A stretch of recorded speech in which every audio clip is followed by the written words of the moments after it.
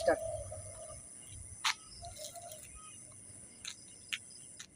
একটা কথা বলি, সেটা হলো দুঃখ এবং মৃত্যু ব্যতীত আপনার সব কিছুতেই ভাগ বসাবে আপনার প্রিয়জন, আপনার আপনজন। সো মৃত্যু হওয়ার আগেই জীবিত অবস্থায় এমন কিছু কাজ করতে হবে যেন পরকালে সেই শান্তিটাও আমার মধ্যে আমি পাই।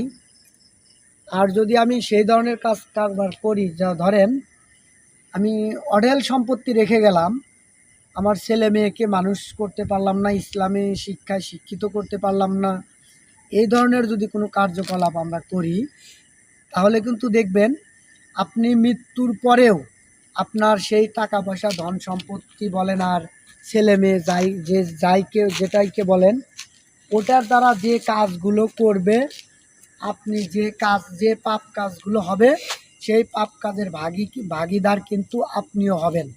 কাজেই দুনিয়াতে বেঁচে থাকাকালীনই এমন কিছু কাজ করা উচিত যেটা মৃত্যুর পরে, অর্থাৎ আমাদের পরকালে যেন আমাদের কাজে আসে, সেই ধরনের সবের কিছু কাজ করা প্রয়োজন।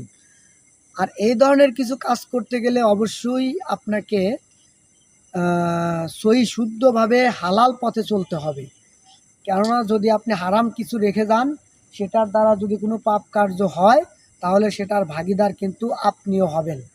দুনিয়া ভালো খারাপের চেয়ে ভালোর জায়গা সবচেয়ে বেশি, যদি আপনি ভালো কাজগুলো করতে পারেন বা দেখাইতে পারেন। আপনার ছেলে যদি হাফেজ হয়, সে যদি কোরআনের হাফেজ হয়, ইসলামী শিক্ষায় শিক্ষিত হয়, তাহলে আপনি মারা যাওয়ার পরে সে যে ইসলামের কাজগুলো মানুষকে দাওয়াত দিবে, নামাজ কালাম পড়বে, মসজিদে ইমামতি করবে, ইসলামের দাওয়াতে সবসময় লিপ্ত থাকবে, ওটার দ্বারা যে সওয়াব হবে, সেটার সওয়াবের ভাগিদারও আপনি পাবেন।